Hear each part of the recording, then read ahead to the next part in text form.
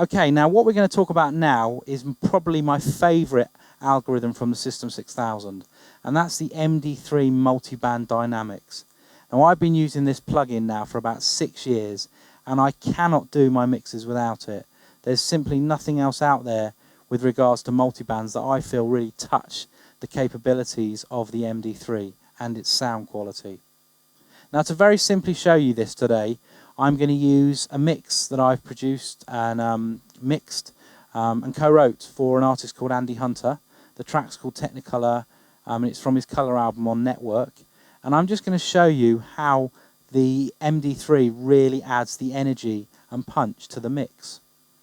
So first, let's have a quick listen to the track without the MD3 on. You'll see here we've got the GUI up for it. Very similar to all the other System 6000 ports that we've talked about already. This one's got a lot more tabs to it, but we'll go through some of those functions in a bit more detail in a minute. So firstly, let's have a listen to the track without it on. When I'm feeling blue, black and white seems to follow me. Technicolor light filters through the haze. When I'm hearing gray, got the noise, lights and clarity. As you can hear, it's a really kind of energetic, pumping dance track. Now let's hear the same track with the MD3 on. Suddenly we've got all that energy and punch in the drums and bass that we didn't have before, and obviously a massive boost in level. So let's have a look at the MD3 itself as a plugin. Let's just let this loop round. And let's now look at the tabs available to us. Now this is the first page. Now here we set the input, output level, the type of compression we're going to do. Now we'll talk about this a little bit later because there's a very special ace up the MD3 sleeve that we're going to talk about. But for now we'll just stick to leaving it in stereo mode. Now we've got the expander compressor set up down here. We can change the point for the low crossover, the high crossover, all those kind of things, the reference level, auto gain. Now we've got a 4-band fully parametric EQ on this page here, so we can really sculpt the sound. Now at the moment I've got the EQ bypassed, but we can very easily grab a frequency and change the boost, the cut, the Q, all that very easily. And it's a lovely, very neutral sounding EQ. So that's the EQ tab. We've got low, mid, high. All the bands can totally cross over with each other. We've got the normalizer page, where you can choose whether you want soft clipping or not, and trim the signal. We've got the expander page, again multi-band expansion as well as compression. Now I'm not actually using that on this mix. Okay, now let's move on to the compression tab. Now this is the tab where the magic really happens for me. We've got the 3-band multi-band compression, where we can change all aspects of that. Let's go to the kind of chart look, which I like to look at, where you can see the different settings for ratio, low attack, low release, mid attack, mid release, all the basically the settings for the 3 bands and the master overall settings. Now let's have a little listen to the track. I might want to adjust the threshold between the low, the mid and the high. So let's put it back on again. Now let's just go to the threshold tab. Now you can see here the amount of compression we're doing in each band. But if I want to do a little bit more perhaps in the bass, I can just bring the low threshold down. And immediately you can hear there's a bit more thump. But I might want to do a little bit more on the top end. Immediately you can hear that kind of crisp top end kicking in. Now the actual setup that I'm using here in the chart is a setup that I've set up specifically for this type of music, and I generally use that as a template when I'm doing this type of work and then adjust it to suit the actual track I'm working with. So it's very easy to work with once you've kind of got to grips with each individual tab.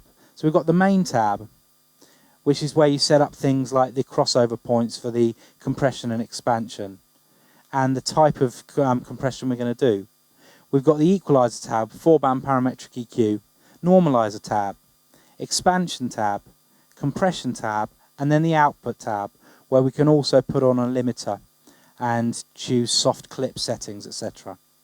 So I find this incredibly easy to use now that I've been using it for a long period of time, and I have certain kind of sets of parameters that kind of work for the material I'm doing. Now we're going to talk about what I think is really the ace up the MD3 sleeve. It's the ability to compress the mono and stereo signal separately in a mode called MS mode. Now this allows us to make a mix perhaps wider in its stereo image, or to narrow the stereo image of the mix, and to change the characteristic between the two. We're going to show you now how you do that in a kind of very crude way, but it'll allow you to hear how it's really working. So we go to the main page again, and we put the input mode to MS mode unlinked, mono stereo unlinked, and we put the output mode to MS decode. Now we go to the compression tab. Now you'll notice now, unlike before, we've got two sets, mono and stereo. Now the first thing I'd like to say before we actually show you it working is we have this great facility on the MD3 along with a lot of the other System 6000 ports called focus fields. Now this allows us at the bottom to assign parameters that we might want to get to from any page we're on in a plugin, no matter which page it is. So in this case, I'm going to assign the all master compression threshold for the mono to the first tab, like you've just seen there.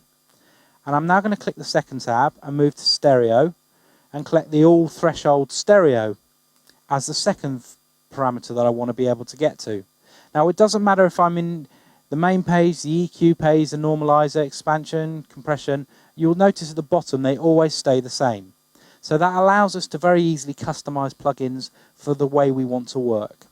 Okay, so let's hear it working. When I'm feeling blue, black and white seems to follow me. So there's the mix playing. Now at the bottom here you'll notice if we now bring down the mono and put the stereo up, our mix gets much narrower. We lose a lot of the stereo information. Now let's do it the other way around. Let's bring the stereo elements up.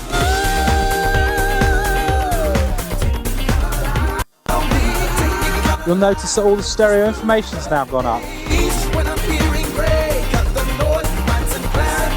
Mono again. Or we can get the blend of the two exactly as we want.